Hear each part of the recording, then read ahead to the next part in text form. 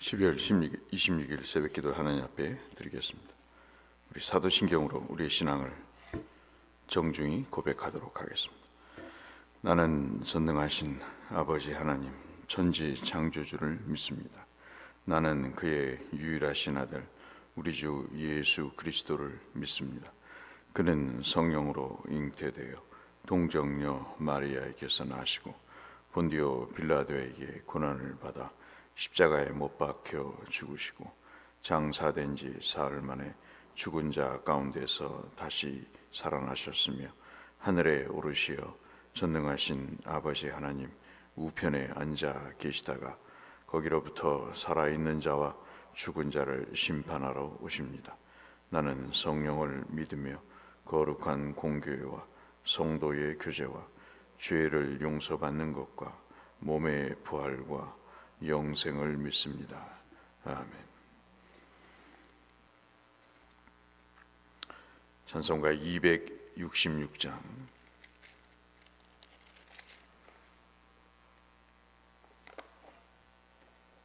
찬송 266장 찬송하겠습니다.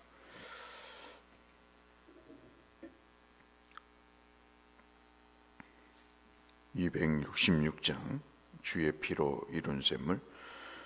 주의 피로 이룬 샘물 참 깊고 넓도다. 구원하는 그 신능력 다 찬송할지라.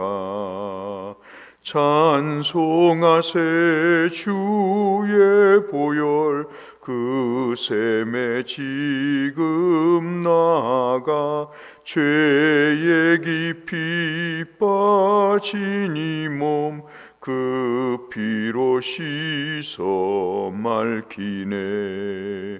죄악 세상 이김으로 거룩한 길 가는 나의 마음 성전 삼고 주께서 계시네. 찬송하세 주의 보혈 그 샘에 지금 나가 죄에 깊이 빠진 이 몸 그 피로 씻어 맑히네. 주 예수를 깊이 아는 놀라운 그 은혜 하늘나라 즐거움이 매일 새롭도다. 찬송하세 주의 보혈 그 샘에 지금 나가 죄에 깊이 빠진 이 몸 그 피로 씻어 맑히네. 요한계시록 6장 1절에서 8절의 말씀을 이 아침 보겠습니다. 요한계시록 6장 1절에서 8절의 말씀.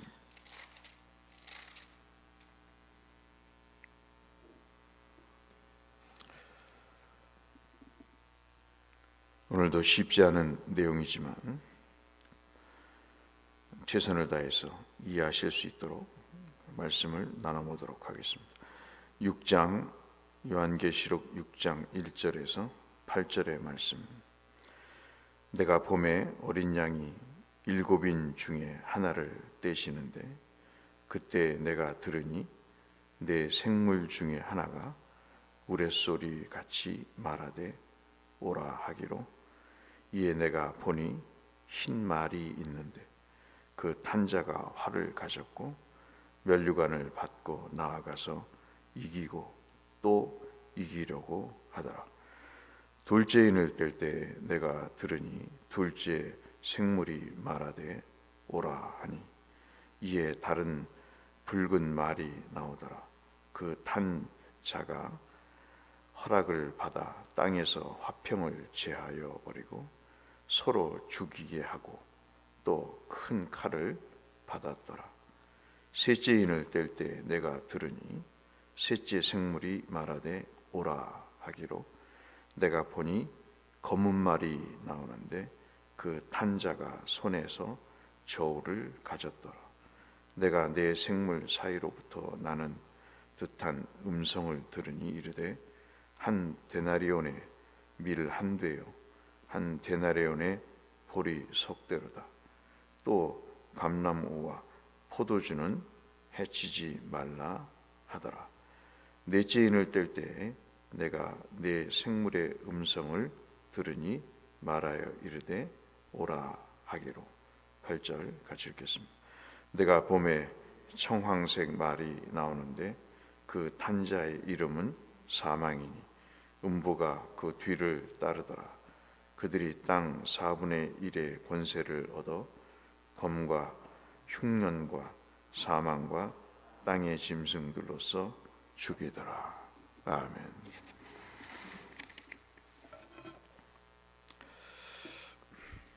우리가 제대로 정상적인 믿음을 갖기 위해서는 내가 누구고 하나님이 누군가를 알 때 정상적인 믿음을 갖게 됩니다.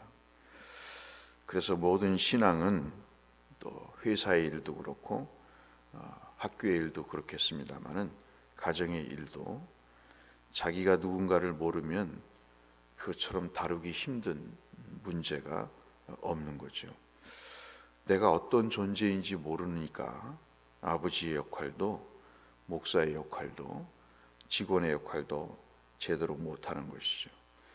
그래서 이렇게 내가 누군가를 아는 것, 또 하나님이 어떤 분이신가를 아는 것이 굉장히 중요합니다. 하나님은 사랑이시다. 그리고 나는 그 사랑을 받기에 참으로 자격이 없는 죄인이다. 가장 현대인들이 듣기 싫은 말이지만 하나님은 그렇게 성경에서 우리를 또 하나님을 규정하고 있습니다. 그래서 우리는 이러한 곡해한 내용들을 통해서 그저 하나님은 무서운 하나님, 사랑이 없는 하나님으로 생각을 하죠. 하나님이 무슨 사랑은 무슨 사랑, 내가 왜 죄인, 그런 생각을 가지면서 10년 전이나 20년 전이나 30년 전이나 똑같은 신앙생활을 하고 있습니다.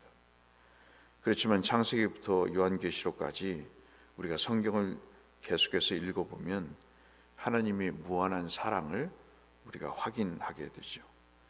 그 구구절절한 하나님이 우리를 향한 사랑은 어느 한 구절도 뺄래야 뺄 수 없는 내용입니다. 오늘 6장은 16장까지 소위 말하는 요한계시록의 본론이 됩니다. 1장부터 5장까지는 앞으로 계속 전개될 심판에 대해서 사실 그냥 들어가는 말처럼 서론적인 환상과 메시지를 보여주신다면 6장부터 16장까지는 굉장히 복잡하고 이해하기 힘들지만 우리가 어제 살펴봤듯이 잠깐 보면 그렇게 복잡한 것도 아닙니다. 이미 요한계시록 강의 때 말씀을 드렸지만 다 잊어버리실 것 같아서 다시 한번 말씀을 드리면 6장부터 16장까지는 7자를 기억하시면 될 것 같습니다. 7이라는 숫자에다가 인이라고 하는 도장이라고 보시면 되겠는데, 옛날에는 그 두루마리 같이 지금처럼 우리가 네모나게 편지를 쓰는 게 아니라 두루마리에다가 그 두루마리를 말았을 때 그 두루마리 접힌 부분에 도장을 찍습니다. 그래서 그걸 묶죠. 그리고 그것을 봉해서 아무나 떼어볼 수 없도록 도장을 찍듯이 도장의 심판이 나오고 나팔의 심판이 나오고 대접의 심판이 나오는데 이것이 각각 7이라고 하는 시리즈의 형태로 나타납니다. 특징은 계속해서 이 강도가 심해진다 하는 것입니다. 그리고 우리가 지금 살펴보는 이 6장은 6개의 인의 심판이 나오고 마지막 7배 시리즈는 7장에 관한 내용에서 이제 등장을 하게 됩니다. 그래서 여러분 1절부터 한번 보면 사실 우리가 읽기에 참 재미있는 표현을 하고 있습니다. 내가 봄에 어린 양이 7인 중에 하나를 떼시는데, 어린 양이 그 두루마리 편지에 도장 찍어놓은 것을 떼서 보신다는 거죠. 이것은 이미 5장 3절에 앞장 3절에서 하늘 위에나 땅 위에나 땅 아래에 능히 그 두루마기를 펴거나 보거나 할 자가 없는데 어린 양은 이것을 이제 떼어 보는 것입니다. 첫 번째 인의 심판에 관한 메시지가 1절과 2절의 내용입니다. 보니까 요한 사도가 보니까 흰 말을 탄 자가 있습니다. 지금 이 시기에는 파푸티아인이라고 하는, 강의 때는 직접 말씀 안 드렸습니다만은 파푸티안이라고 하는 아주 용맹한 사람들이 있는데 이 로마의 적기를 가지고 동쪽에서 말을 타고 활을 잘 쏘는 그런 아주 우수한 그런 군사력을 갖고 있는 사람들이 있었는데 이 사람들을 파푸티안이라고 이야기를 합니다. 이들을 연상케 하는 그런 환상을 보게 됩니다. 요한은 이런 상황을 통해서 이 파푸티안 군대가 아주 용맹스러웠듯이 하나님의 심판이 이러한 용맹스러운, 소위 말해서 흰 말을 탄 자를 통해서 이루어질 것임을 그렇게 말씀을 하고 있는 것을 볼 수 있습니다. 두 번째가 3절로 4절에 둘째 심판인데 붉은 말이 나옵니다. 이번에는 그래서 화평을 제하여 버립니다. 항상 악한 존재들은 싸우죠. 목소리를 크게 내고 물리적으로 싸웁니다. 참 감당하기 어처구니 없는 그런 사람들이죠. 악한 존재들도 똑같습니다. 화평한 모습을 보지를 않습니다. 그래서 붉은 말을 타고 와서 전쟁을 일으켜서 서로 죽이는 일이 3절부터 4절에 있습니다. 하나님이 구약의 전쟁을 통해서 택한 백성들을 심판의 도구로 사용하셨죠. 그들을 일깨우기 위해서. 그래서 이 전쟁은 심판의 도구가 되어 왔습니다. 그러나 하나님께서 전쟁을 일으키시도록 조장하신 것이 아니고 인간의 힘을 제한하지 않으시니까 그대로 두자 인간이 서로 죽이는 전쟁이 가인 때부터 시작이 되는 것이죠. 그래서 상황이 아주 처참하게 진행이 될 것을 3절부터 4절에 붉은 말을 탄 그런 존재에 의해서 화평이 깨지는 일이 벌어집니다. 5절부터 6절은 셋째 인에 대한 심판을 이야기하는데 이것은 검은 말이 등장을 합니다. 그래서 저울질을 합니다. 그런데 말을 하지요. 그 말이 뭐냐면 한 데나리온이 밀이 한 되가 되고 그리고 한 데나리온의 볼이 석 대가 된다. 데나리온은 여러분 아시죠? 노동자의 하루 품값입니다. 그러니까 하루 요즘으로 치면 일당인데 그 일당이 밀 한 대 값밖에 안 되는. 그리고 볼이 석 대가 되는 것입니다. 다시 말씀드리면 이처럼 물가가 오르는 거죠. 아마도 내년에는 물가가 더 오르겠죠. 그래서 경제적인 어려움이 시작이 된다 하는 말입니다. 즉 다시 말씀드리면 기근이 심해지는 거죠. 이 이야기를 지금 누가 하고 있냐면 바로 사도 요한이 하는 말인데, 그 짐승이 이 말을 전해주고 있는 것이죠. 7절로 8절의 말씀을 보면 넷째 심판이 나오는데 청황색의 말이 등장합니다. 그 말을 탄 자의 이름이 사망, 음부입니다. 땅의 4분의 1의 권세를 쥐고, 엄청난 거죠. 지금으로 말하면 강대국의 어떤 리더가 될 것입니다. 이 사람이 칼과 흉년과 사망과 땅의 짐승으로 사람을 죽이게 됩니다. 핵폭탄이든 무슨 화학무기든 결정적인 아주 무기로 사람을 죽이죠. 러시아의 무식한 대통령이 핵무기를 써서 사람을 죽인다고 아주 떳떳하고 용감한 모습으로 말을 하듯, 예나 지금이나 그런 무지한 사람들은 이런 말을 서슴지 않고 행동을 끝까지 해나가는 게 특징이죠. 그래서 기근이 오는데 이제는 전쟁과 기근이 함께 오는 그런 우울한 일을 이야기를 합니다. 네 번째에서 전쟁과 기근, 사망, 즉 역병인데, 이런 것이 언급이 됨으로 인해서 앞서 말씀드린 대로 심판의 강도가 앞에 있는 세 번째보다 훨씬 더 아주 강해지는 모습을 우리가 넷째 심판까지 볼 수가 있습니다. 9절로 11절 말씀이 우리가 읽지는 않았습니다마는 다섯 번째 심판의 내용인데, 하나님의 말씀과 그리스도에 대한 증거를 함으로 인해서 죽임을 당한 성도들이 있습니다. 복음을 전하다가 순교를 한 거죠. 이들이 탄식을 합니다. 성전의 계단 밑에서 탄식을 합니다. 그때 주님이 말씀을 하십니다. 그 탄식의 내용이 10절인데, 거룩하신 참되신 대주시여, 땅에 거하는 자들을 심판하여 우리가 흘린 피를 갚아주지 아니하시기를 어느 때까지 하시나이까. 이렇게 당신의 복음을 증거해서 사람들이 죽어가는데 당신은 언제까지 그렇게 침묵하고 계실 것입니까? 이에 대해서 하나님께서 흰 두루마리를 주시며 말하죠. 아직 잠시 쉬되 그럽니다.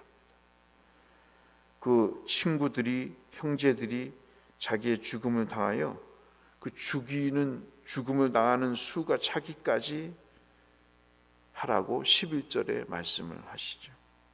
사람은 지금 죽어가는데 순교자의 수는 늘어나는데 더 있어야 된다 하는 야속한 말씀을 하고 계십니다. 참, 이것은 아직 응답을 주지 않으시는 하나님의 내용, 아마도 제가 보기에는 이 5개 중에 가장 힘든 것이 아닌가.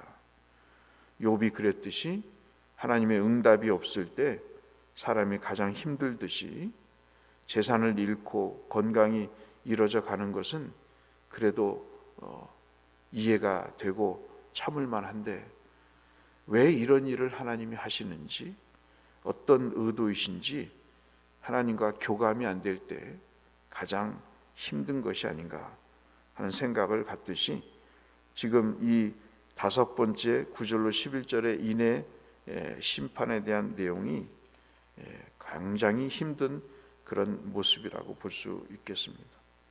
아이가 열이 펄펄 끓어서 응급실에 갔는데 의사가 아무 조치를 취하지 않죠.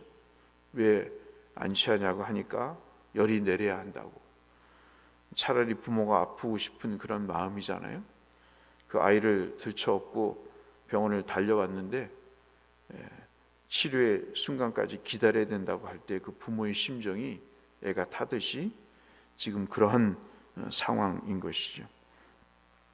그리고 마지막 6번째 내용을 보면 12절로 17절의 내용입니다. 이 심판의 범위가 있는데 이제 땅과 우주로 확대가 됩니다. 지진이 일어나고 해와 달과 별의 기능이 약화가 됩니다.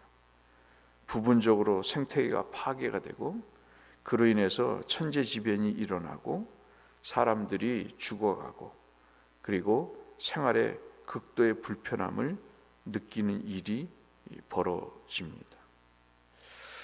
이런 6개의 심판을 7번째는 7장에 보여주시겠습니다만 이런 일을 왜 하시는가 하는 것입니다.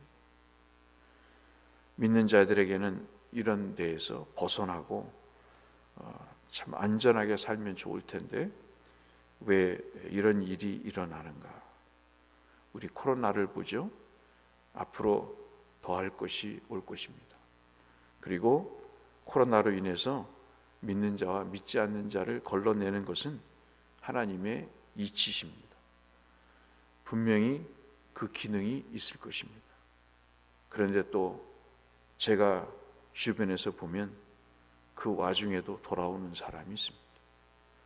돌아와서 믿음을 회복하고 하나님께 신앙을 고백하는 사람도 있습니다. 참 아이러니하죠. 심판이 있는데 누구에게는 그것이 멸망의 징조가 되고 누구에게는 돌아옴의 계기가 됩니다. 오늘 그래서 이 6장의 말씀을 돌아오기를 바라시는 기회라고 잡아봤습니다. 이런 말씀을 읽을 때 무섭기도 하고 앞으로 어떻게 일이 전개될까 걱정이 되기도 하지만 우리는 참 이런 일을 읽으면서 이것이 하나님의 사랑이라고 느껴지기가 참 쉽지 않습니다. 그러나 끝까지 믿음으로 이 내용을 이 와중에도 하나님은 우리를 버리지 않고 우리를 구원하시기 위해서 구약의 말씀처럼 심판을 하시되 그들을 구원하시는 데 목적이 있음을 우리가 알듯이 신약의 이런 심판의 내용도 미래에 있어질 내용도 하나님이 우리를 구원하시고 돌아오기를 바라시는 그 마음으로 우리에게 역사하시기 위해 이 말씀을 주신 것으로 우리가 받아들여야 되는 거죠. 그럴수록 우리가 더 믿음을 견고히 하고 더 성숙해 나가기를 바라는 그런 믿음, 노후가 아닌 종말의 대비를 우리가 하는 것이 참 믿음의 모습임을 말씀을 하고 있습니다. 하나님은 우리를 버리지 않고 우리를 지키실 것입니다. 우리를 징벌하시기 위함이 아니고 우리를 구원하시기 위한 하나님의 구체적인 플랜 가운데 한 부분을 우리가 봤습니다.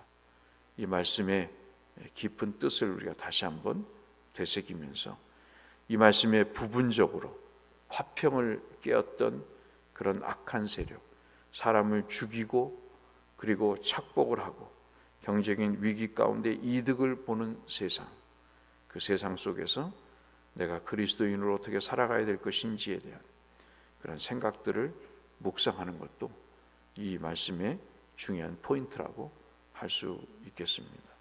믿음을 더욱 굳건히 해서 이기는 자로, 성공하는 자가 아닌 이기는 자로 사시는 여러분이 다 되시기를 이 말씀을 빌어 주의 이름으로 축원합니다. 거룩하신 아버지 하나님, 우리에게 감당하기 힘든 미래의 일들이 하나님 1세기에 있었습니다. 이것은 있었고 앞으로 있어질 일들입니다. 코로나 하나만으로도 이렇게 휘청거리는데 주님, 누가 남아 있겠습니까? 전능하신 주여, 우리를 새롭게 하여 주시고 새하늘과 새 땅을 베드로의 말씀처럼 볼 수 있는 믿음과 이겨낼 수 있는 믿음을 우리에게 허락하여 주옵소서. 예수님 이름으로 기도드렸습니다. 하늘에 계신 우리 아버지, 아버지의 이름을 거룩하게 하시며 아버지의 나라가 오게 하시며 아버지의 뜻이 하늘에서와 같이 땅에서도 이루어지게 하소서.